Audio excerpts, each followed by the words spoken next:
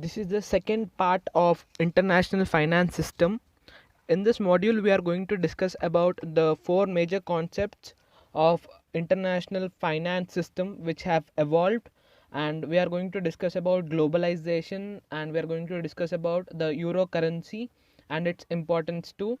And let us start with the four concepts which have evolved because of the international finance system. Out of this system, these four concepts have been arrived, and the first concept is gold standard. And a brief about is all the currency terms will be based upon the gold. And the second one is Bretton Woods standard, and we are going to discuss it in detail. It was evolved in the year 1994. And floating exchange rate system and European monetary system, we are going to discuss in detail with the importance and the advantages of the systems. So now we are going to start with gold standard. So many countries had adopted the gold standard as their monetary system during the last 2 decades of the 19th century. This system was in vogue till the outbreak of the World War I. So under this system, the parties of the currencies were fixed in the terms of gold. So there are two main types of gold standard. So first one is gold standard. So this gold was recognized as a means for international settlement for receipts as well as payments among the countries. So the gold coins were an accepted mode of payment and medium of exchange in the domestic market too. So a country was stated to be on gold standard if it followed the following conditions that we are going to discuss. So the first condition was monetary authority, or generally the central bank of the country, particular country, guaranteed to buy and sell gold in unrestricted amount at a fixed price. So there will be some restrictions if we go for central bank. So if there is any unrestricted area or unrestricted policies, then we can consider as that country is following the gold standard. And if we go on down to the second condition, that is melting gold, including the gold coins and putting into different uses, was freely allowed. If this was followed, then we can say that the country is following the gold standard monetary policy. Or the third condition is import or export and export of gold was freely allowed. So there is no restriction on the part of the government on import and export. Then we can term as a country as a gold standard country. So the fourth condition is the total money supply in the country was determined by the quantum of gold available for the monetary purposes. So if the country is following the four conditions or the four principles that we have discussed now, so that country, we can say that it is following the gold standard policies for its monetary or for its economy basically. So the first condition is central bank should not be any restriction from its part, and second one is as many as amount of import and export you can do, and there will the quantum should be defined in gold availability. So these are the conditions. If you want move on to the next type under this gold standard is gold bullion standard. So under this system, the money in circulation was either partly or entirely paper, and the gold served as a reserve asset for the money supplied. So however, paper money could be exchanged for gold at any time in this particular system. So as a monetary authority did not expect all the paper currency to be converted into gold, there was no need for them to hold gold for converting money supply in full. So the currencies of a country where gold standard could be exchanged freely, the exchange rate was determined by the gold content of a respective currency. So for example, if the gold content in a gold content in the currency of Britain was 3 times as much of that of currency of USA, then automatically the Great Britain pound was equivalent to 3 US dollars, and the exchange rate was automatically fixed at 1 pound is equal to $3. So the exchange rate varied depending upon the gold content of the currencies. So this is known as Mint-Partly theory of exchange rates.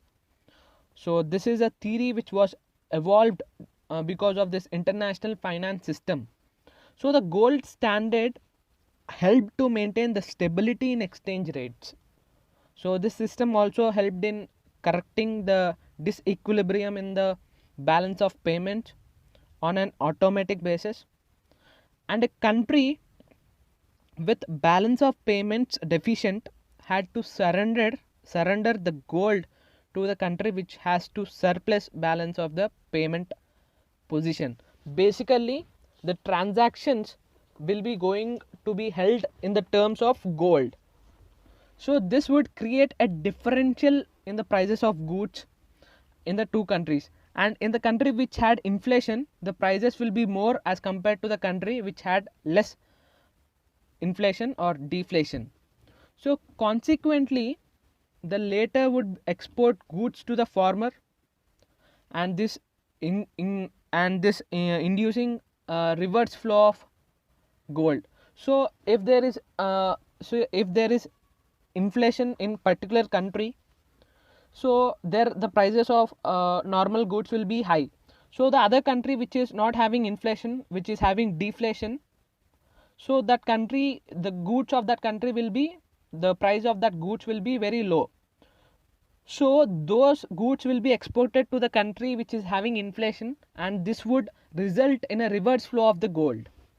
So this was further reinforced by changes made in the interest rates by these countries, and the country with a deficit balance of payment would raise the interest rate, and the country having surplus balance of payment would lower the interest rates. So the hike in the interest rates would induce capital inflows, which would help in correcting the balance of payment deficit. So this is all about this gold bullion standard. So the World War I brought an end to this gold standard. So several attempts afterwards failed to put it back into the system of the international settlement.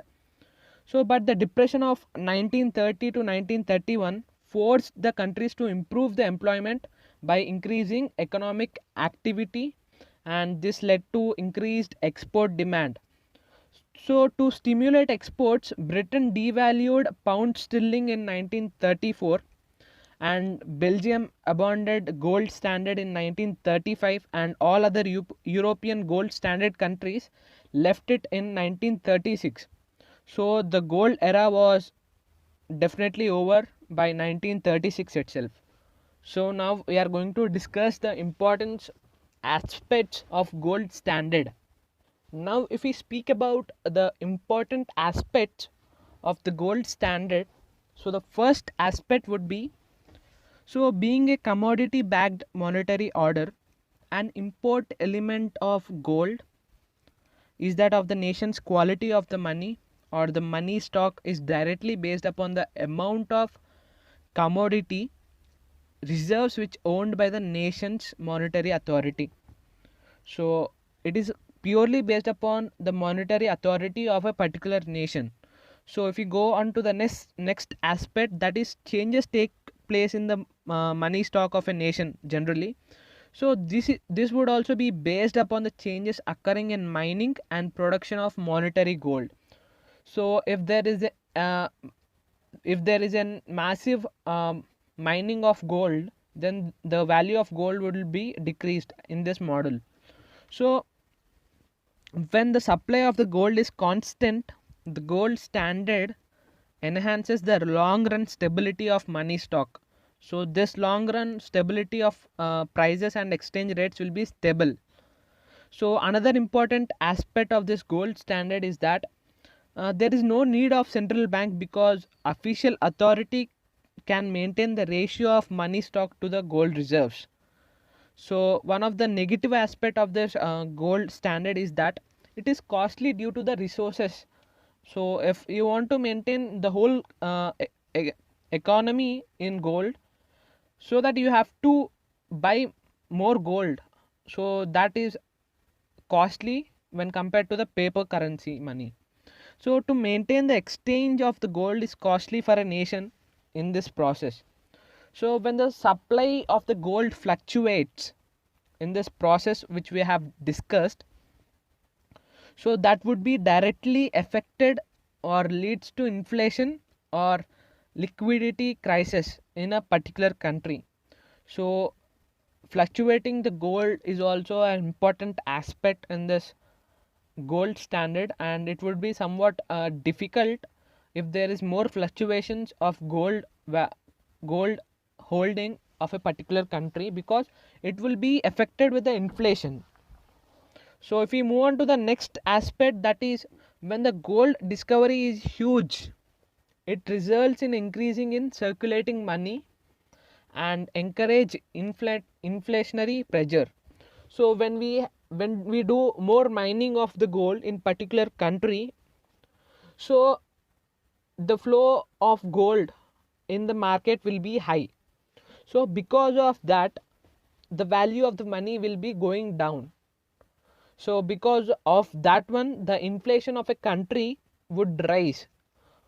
So that will be a big problematic for that country in order to maintain the foreign reserves of a particular country. So the inflation rate should be low, as much as low as possible for a country for its development process. So if we go on to the next aspect, that if the mining of a gold is less, then the money in circulation would decrease, resulting in the liquidity crisis also. So if the mining of the gold is very low, and that will also be problematic, so we have to maintain a standard in order to meet the needs of a public. So this gold standard theory would be more problematic if there is any increase in the mining or decrease in the mining. So we have to maintain a particular standard in order to maintain the stability of the prices of the commodity. So that is the most important aspect of this gold standard.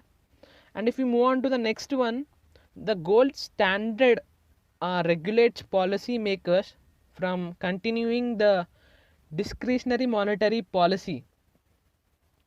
So this would be, so if the reserves of the gold increase or decrease, that would be resulting in the inflation of a country's economy. So it is more important that we have to maintain a particular standard in this type of economies. So this successfully and effectively, this gold standard economy or policy was came to an end, had already came to an end in 1936 itself. After the World War I, this has been popularized. Because of the World War I only, this gold standard has come to an end because of this. And the Great Depression of 1930 to 31 had a much more impact in this gold standard policy or gold standard theory. So in 1936, all the European countries has left this methodology or a strategy or a theory, and they have changed their economy styles to other theories, and we are going to discuss about them. So now if we speak about the second theory, that is Bretton Woods standard. So this during the world wars, the economies of all the countries suffered very badly because of the world war. So in order to correct the balance of payments disequilibrium of many countries, which had to restore the devaluation of their currencies, which had to affect a revaluation of a currency of another country, this theory, Bretton Woods standard, has introduced in 1994. So the devaluation of the currencies has to push their exports. As a result, there will be almost a race of devaluation. So this resulted in violent fluctuations in the exchange rates, and there was no exchange rate system, as the same had been broken down. So because of this crisis, the international trade suffered a dead blow. So in early 1943, the US and the Great Britain took a lead in this regard, and the American proposal was ultimately accepted at the Bretton Woods Conference, which was held in July 1944. So in accordance with the agreement which have reached at the Bretton Woods Conference, the stable exchange rate system, which popularly known as Bretton Woods system or Bretton Woods standard, was evolved. So this system was basically followed from the year 1946 to 1971. So many years they followed this system. Why they have followed this system is that the bitter experience of the war years and the danger of their reoccurrence, and this forced many countries to create a free, a stable, and a multilateral monetary system which would help in restoration of international trade. So when there is a war of particular countries, so that will be affected in international trading system. So that would be causing a massive loss in that international trading system. So this fear of war after the World War One, so many countries has feared that the world war may take again. So this reason forced every country to accept this standard that is known as Bretton Woods standard, which was popularized or which was an outcome of Bretton Woods conference, which was held in July 1944. So this is a base for this model, and we are going to discuss about the objectives which are stated in this Bretton Woods standard. So now we are going to discuss about the objectives of this Bretton Woods standard. So the main objective of this Bretton Woods standard is to maintain or to establish an international monetary system with stable exchange rates. So this would be facilitating for international trade, or this would be helping for international trade. And the major objective of this one is to eliminate existing exchange controls also. So and it also concentrates on bringing out free convertibility of all currencies. So if there is any international trade, so there should be easy convertibility of all the currencies, because the firm or a country will be receiving funds or the profits in other currencies.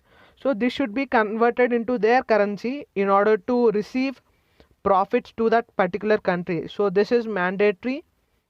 So this theory or this standard has been helped many countries to lose their fear of this international trade obligations or grievances in international trade. So if we speak about the Bretton Woods system, so this required the member of countries to fix the parties of their currency in terms of US dollars or in terms of gold. They have to base their currency in terms of US dollars or in terms of gold reserves or something, or like that, based upon this two, that is US dollar and gold. So the objective of the stable exchange rate was achieved as the countries were agreed to keep the fluctuations in their currency with +1 or -1 percentage of the declared party. So in order to avoid the unnecessary devaluation of the currency, it was agreed that no change in the party could take place without the fund's approval. So in the Bretton Woods conference, US agreed to fix the party of US dollar in terms of gold at US dollar 35 per ounce, and overtook to convert dollar balances which held monetary authority of other countries freely into gold at fixed rates, and thereby maintain the stability of the price of US dollar in terms of gold. So in this Bretton Woods standard, the central bank of a particular country would be playing an important role in keeping barriers or exchange rate fluctuations in order to avoid those, and the persistent fundamental disequilibrium in the balance of payment of a country were also changed and agreed to International Monetary Fund. Now, if we analyze the reasons for this collapse of this Bretton Woods system or the Bretton Woods standard, so the Bretton Woods system of exchange rates collapsed because of persistent and very high American balance of payment deficit. So the massive deficit increased the supply of US dollar in international markets. So the supply of US dollar in the international market as massively that amounted to collapse this system of Bretton Woods system, and the gold reserves which were held by USA as per the market presumption were not sufficient to cover the massive supply of US dollars. So the currency flow of a country is based upon the gold reserves of a country. So we can't distribute as many as currency papers as we want. So the distribution of currency papers will be completely based upon the gold reserves of a country. So if there is any massive printing of currency and massive flow of the currency in the economy, so that would be leading to inflation, and the value of that particular currency will be going down. So the currency flow in a country is completely based upon the gold reserves of a particular country. So this was the USA failed to maintain the gold reserves, and but it circulated many massive amount of dollars in international market. So this was the main reason for this failure or collapse of this Bretton Woods system. So this eroded the confidence of the world in the US dollar and the American capability of honoring its commitment of converting US dollar into gold at fixed rate of US dollars 35 per ounce. This was a massive failure of this system. So the massive balance of payment deficit and an ever accelerating inflation in USA in 1970s and 1971 the blow the whistle on the US dollar. There was a virtual run on American currency. This led the United States to announce the August 15, 1971 that would no longer convert US dollar into gold at fixed rate at commitment by the which was committed by them to International Monetary Fund. So as this result, most of the countries joined Germany and Holland in letting their currency float. So this virtually brought an end to the official parties. So if we move on to the next theory or next methodology, that is floating exchange rates. So a freely floating exchange rate system alters the value of currency as per the demand and supply forces. So this also referred as a flexible exchange rate system also. So the exchange rate values are calculated by prevailing the market forces without the government interference. So this theory was followed without any interference with the government, unlike the Bretton Woods standard, which the bank will be playing a regulatory authority playing as a regulatory authority. But in this methodology, the interference of the government or interference of the bank is not there. So if we speak about the floating exchange rate system, it is a system in which the market forces, that the demand and the supply, determines the exchange rate. So it is completely free floating exchange rate system. So there is completely flexibility in which the exchange rates get adjusted as per the demand and for the supply factors. So in this floating exchange rate system, the firm are always subjected to the fluctuations in exchange rate as they follow a floating exchange rate system, and there is no government intervention in this one. So a floating exchange rate system protects one country from inflation prevailing in the other country. So if there is any inflation in other country, so that will be our country will be protected by because of this floating exchange rate system, because the exchange rates are determined by the factors of demand and supply. So the floating exchange rate system protects a country from facing or experiencing unemployment conditions in other countries also.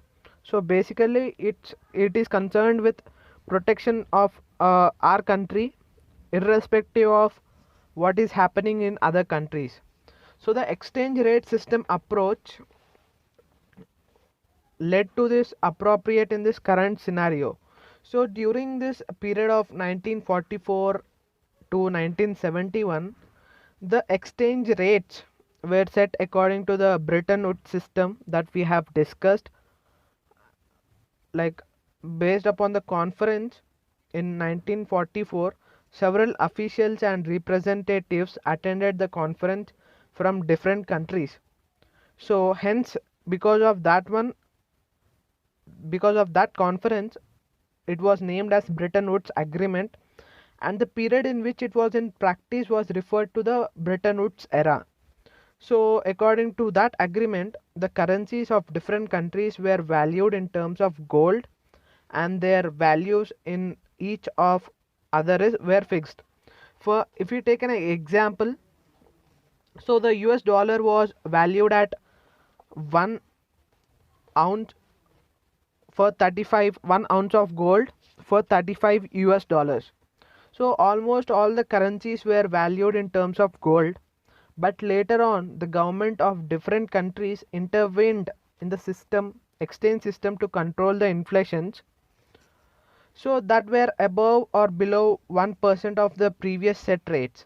So there was a fixed exchange system rate, but the disadvantages with this system was like the government could easily increase or decrease the value of particular currency, which further leads to imbalance between the economic conditions of various countries also.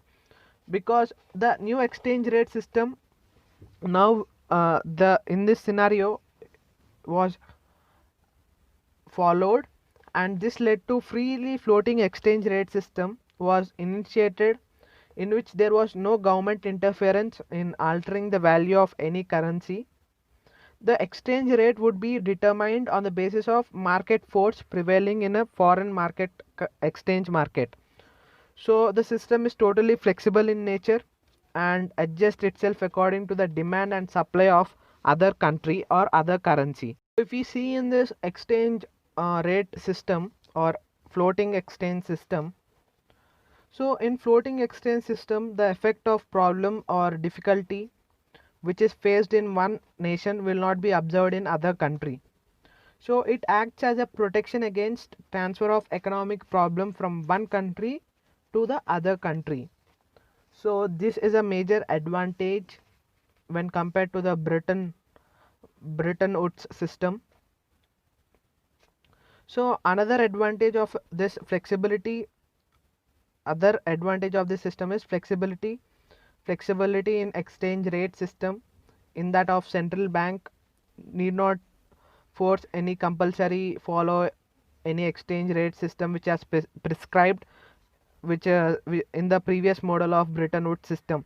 So what happened in the system is the government interference was not there, was minimum, and there was a free flow of money based upon the supply and demand factors.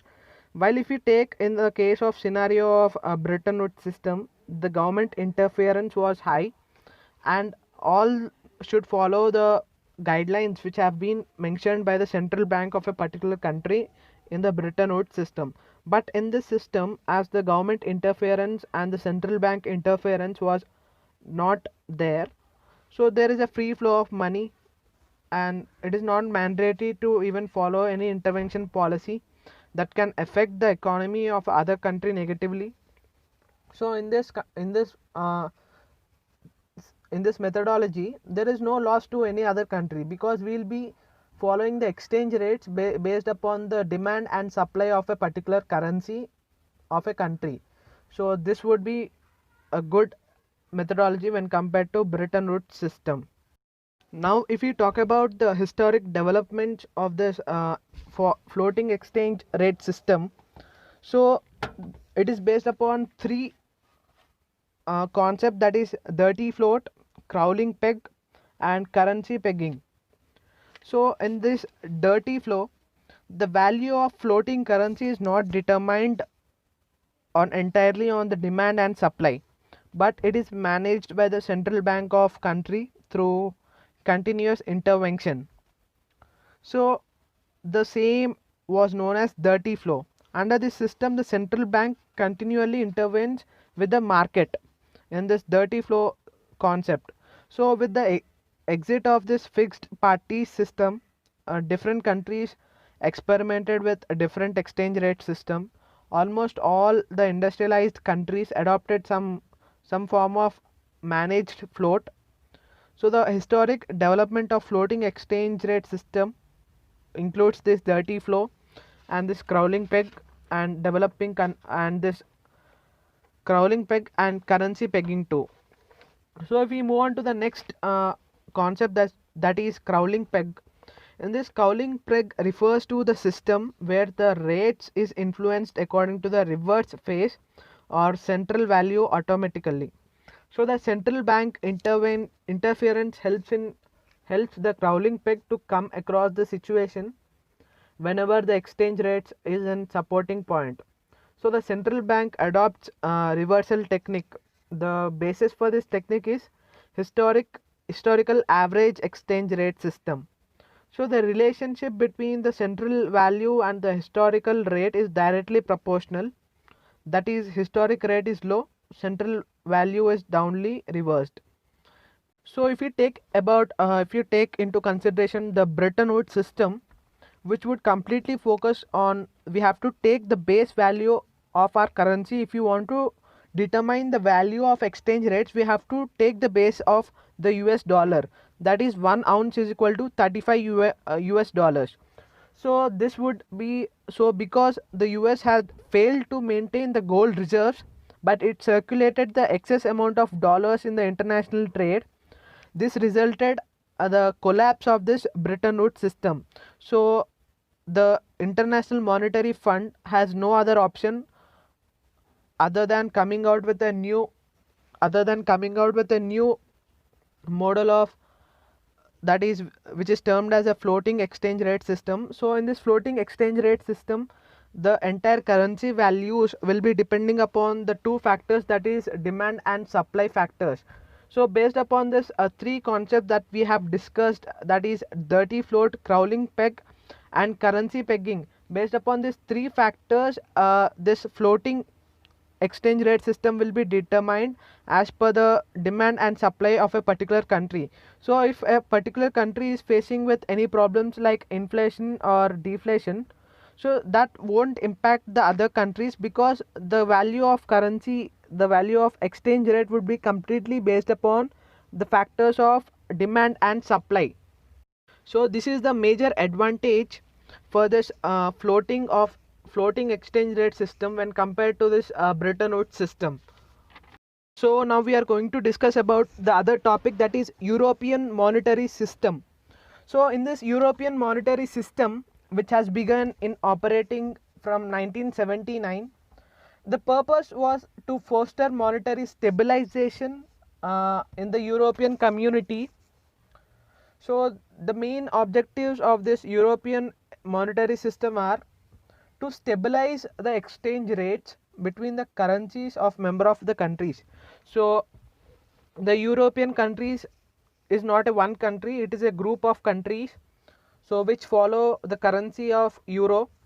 So the main aim of this European monetary system is to maintain the exchange rates between all these countries, and it also concentrated to promote the economic convergence in Europe by persuading the government of all member states to adopt economic policies similar to those members who have been successful in maintaining the stability of their currency by managing the macroeconomics factors as well. So it also concentrated to develop the European economic and monetary union with single common currency which is known as euro. So if we discuss about the various European systems, so this was created by the Maastricht Treaty. So the European monetary system was having the main objective to have European economy and monetary union. So this aim was reaffirmed in an agreement amongst all European countries which have arrived it at 1991. So which is popularly known as Maastricht Treaty. So this agreement reiterated the commitment of a member of nations to have single currency by January 1999. So and it also named as a currency as euro. So I have previously said that the European countries are a union of many countries which follow the same currency as euro in order to reduce, in order to avoid, in order to maintain the stability of exchange rates between them. So there is also an agreed to upon a bond program to synchronize the monetary policies of member nations, and also it has been agreed to have unrestricted common markets for trade.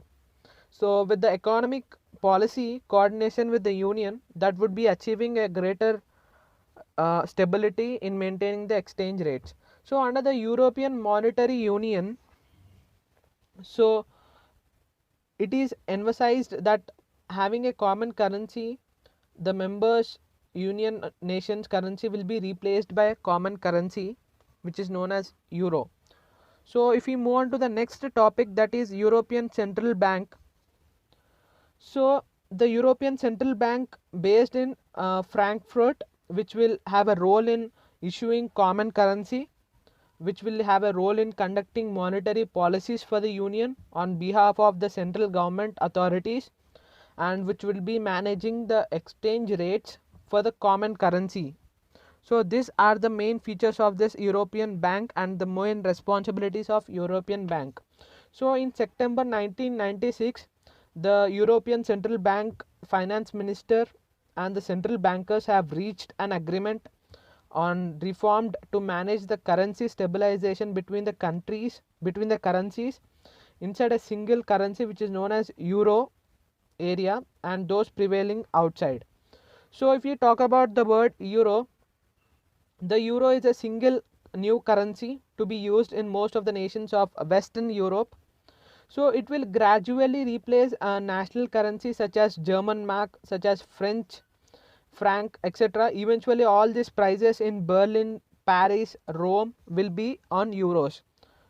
So the countries launching the euro will be from European Monetary Union as a step towards the greater political unity. So these countries will start basically conducting business in electronic and other non-cash transactions in euro from January 1st, 1999. So this was the major outcome, this was the major objective of this European monetary system. So the euro notes and coins will not be in circulation until January 2002. During this 3 years transition period, the euro will be a legal currency for the use in financial markets and other business activities, but the nation currencies will still be used for cash transactions. So to help the public adjust to this change, and the prices will be displayed both in new and old currencies from July 2002 as stated in this agreement of this European monetary policy, and the euro will be only legal tender in member countries. So the exchange rates, so if we speak about the European Central Bank and the European authorities in Brussels, Belgium also are also supported to decide whether this all 11 countries that want to join the outset. Permanent exchange rates for inside currencies of the members will be set on January 1991, and the value of euros against the dollar on the outside currencies will fluctuate from January 1991. This was a major decisions of the objectives which were made in this system. So this European countries, this European monetary system is applicable to 11 countries which are a union and they are following the euro currency. Now we are going to discuss about the term globalization. So according to the International Monetary Fund, globalization is a growing economy interdependence of countries worldwide through increasing the volume and variety of cross-border transactions in goods and services of international capital flows, and also through more rapid and widespread diffusion of technology. So the globalization is the shift towards a more integrated and independent world economy. So the globalization has main components: the globalization market and the globalization of production. So India also adopted the globalization in 1991. So majorly if we talk about this term globalization, it facilitates for easy flow of technology from one country to other country, from one nation to other nation. It also makes countries to easy flow of their capital from one country to other countries. So because of the term globalization, so we can go and invest in any other country as we want, as per our wish. How much money you want, you can invest in that country. So because of this globalization only, that leads to increase in the foreign direct investments, and which regulates or which maintains the foreign exchange reserves of a country based upon the term globalization. So with the term or inclusion of this globalization, so we can have advanced technology from other countries, and the competition between the market will also be very tough, and this will lead to produce a more qualitative goods among the competitors. The term globalization is very essential nowadays. So now we are going to discuss about the factors which contributed to the growth of financial markets. So the first one is a rapid technology advancement. So the firm succeeded in achieving their progress in their operations by focusing on the product and the process technology and the information technology. So firms expand their operations in foreign markets by improving their creative products and utilizing advanced technology, and this will be helping in gaining the profits by the firm. So the next factor is emergence of support system. The next factor is emergence of supportive institutions.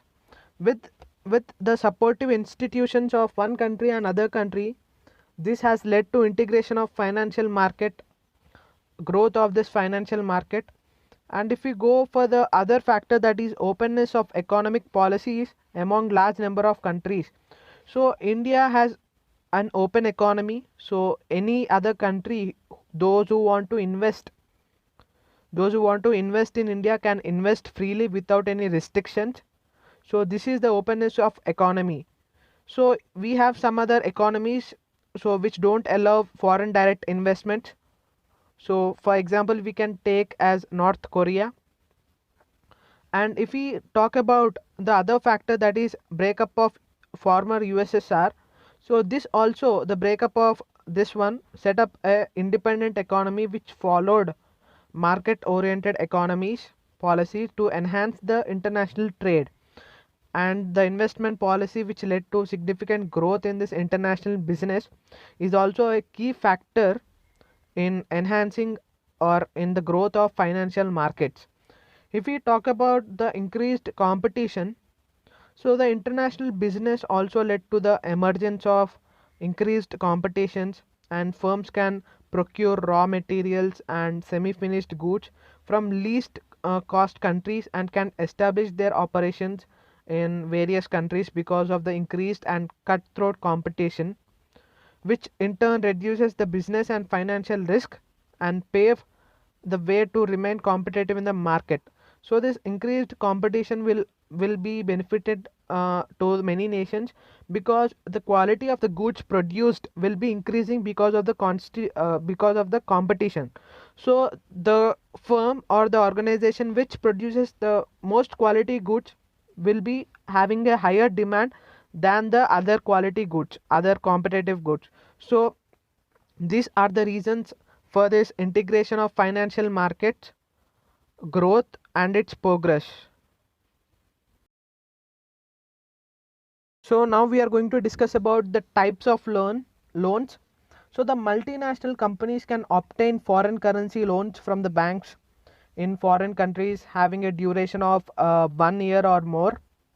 So the loans of such types are lent by the banks in dollars or any other foreign currency as agreed by the company. So generally the maturity period for such loans have 1 year to 5 years. So the two types of loan that can be obtained by a company in international credit market are floating rate loan and syndicated loan. So we are going to discuss about floating rate loan.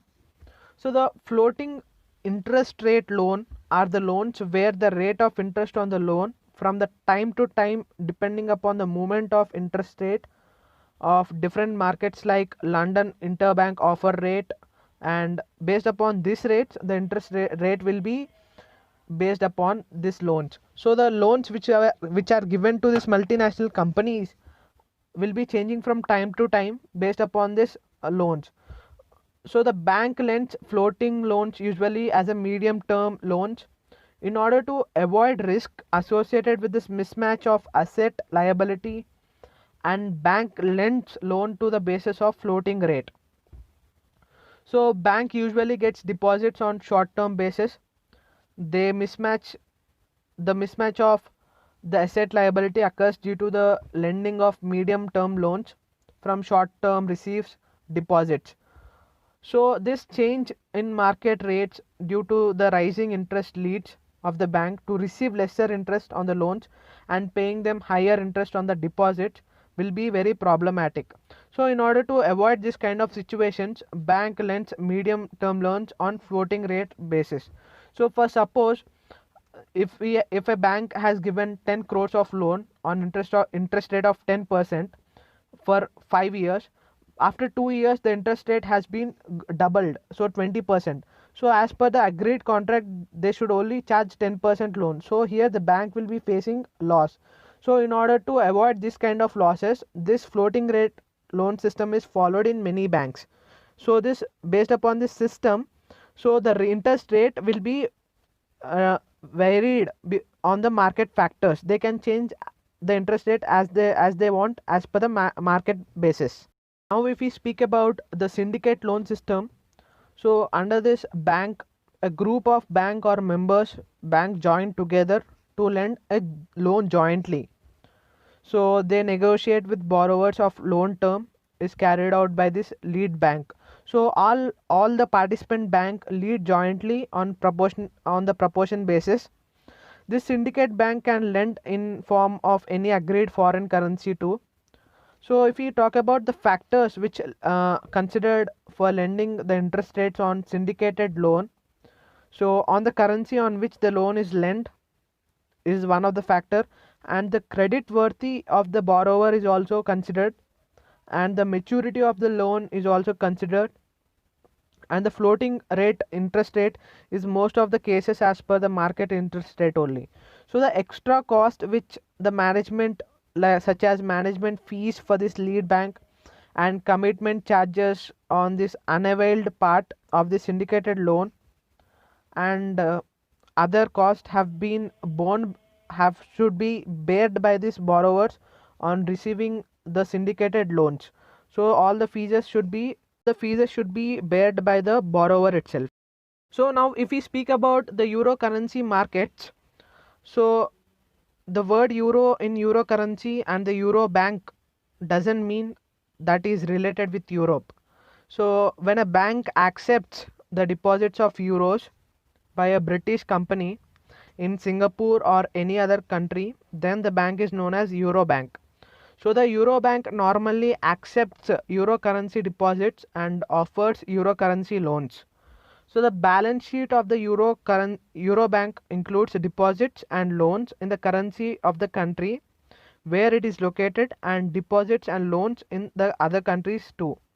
So the euro currency market is a market in which the funds are intermediate outside the country of the currency in which the funds are denominated. So if we speak about euro currency markets which are deal with the euro currency deposits and euro currency loans. So according to the Federal Reserve Bank of New York, the 2/3 of euro currency consists of US dollars. So if we analyze the main reasons for this development of euro banks is that they pay higher interest rates on the deposits, which attracts many depositors. So the domestic bank system within India, within a country or within any country, is needed to stick firmly to reserve requirements, that is cash reserve ratio and statutory liquidity ratio.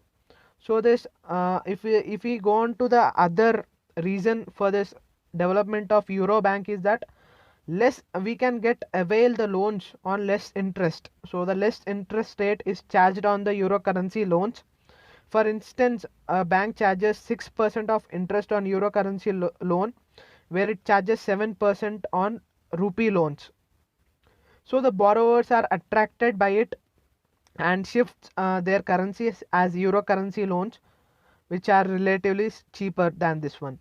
So if we move on to the other one, so it concentrated that the shift from the domestic financial institution to external financial institutions as stated by the Diffie and Diggy, because the interest rates which are levied on these banks will be low when compared to the domestic banks.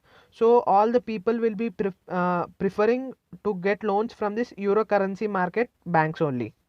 Now if we talk about the advantages and disadvantages of this euro currency, so first one, the contribution of euro currency market in international integration of national capital market is of great significance and has improved the technical and allocative efficiencies. So in 1970s, the euro currency markets has offered new financial resources for aiding in sustaining the growth of less developed countries. So the euro currency markets have contributed significantly towards the international financing of balance of payment deficit, particularly in oil crisis which took in the year 1974. So if we speak about the disadvantages, so this would increase the issues of monetary management, and the other disadvantage of this is instability of monetary and exchange rates, because exchange rates may vary day by day. And if we think about the other disadvantages is it is not regulated by any body. So that would be something problematic though. So the stability and of the national capital markets either directly or indirectly would reduce due to the regulated nature of euro currency markets also. So these are the disadvantages, these are the advantages of this euro currency markets. And now we are going to discuss about the instruments of this euro currency markets. So if we discuss about the instruments of this euro currency markets, we have euro notes and euro commercial papers and euro medium term notes and floating rate notes. So we are going to discuss each topic in detail. First, euro currency, euro notes and euro commercial papers. So if these are very short term promissory notes issued without any security by the banks and corporates. So generally euro notes refer to promissory note with facility of issuance, which can underwritten and also non underwritten also. So the euro commercial paper refers to the promissory note without unwritten process. So the main drawback of this commercial paper is that it is not guaranteed by the banks to support them. Whether whenever there is a failure of repayment from the borrower, that would be more problematic for this commercial paper, euro commercial paper. So the most popular investment in euro note market is uh, non underwritten euro commercial paper. They are traded on basis of discount and calculation of interest is annually, that is by 360 days. So if you move on to the next one, that is euro medium term notes. So this euro medium term notes are fixed rated notes issued by the corporation with maturities ranging from not less than 1 year, not more than 10 years. So like fixed rate bonds, European medium term notes have fixed maturity and pay coupon interest on periodical dates. So unlike the bond issue in which the entire issue is brought to the market at once, the European medium term notes issue in partially sold on continuous basis throughout the issuance of this facility, and this allows the borrower to obtain funds only as needed on the flexibility basis. So this feature is very attractive to the issuers. So the euro medium term notes have become very popular means of raising medium term funds since they are first introduced in 1986, and still now till now it is more popular. And if we talk about the floating rate notes, so the floating rate notes refers to the note which a feature of fluctuating interest rates according to the market conditions. So generally the payment of interest is quarterly or half-yearly, that is fixed, or which is below the London LIBOR, which is commonly termed as London Interbank Offer Rate. Based upon this London Interbank Offer Rate, the interest rates are fixed in this floating rate notes. So this is the end for this module. This is the end for the module, and in this module we have discussed many instruments of this euro currency and euro currency market and the concepts of the evolution of international finance market. And thanks for watching the video.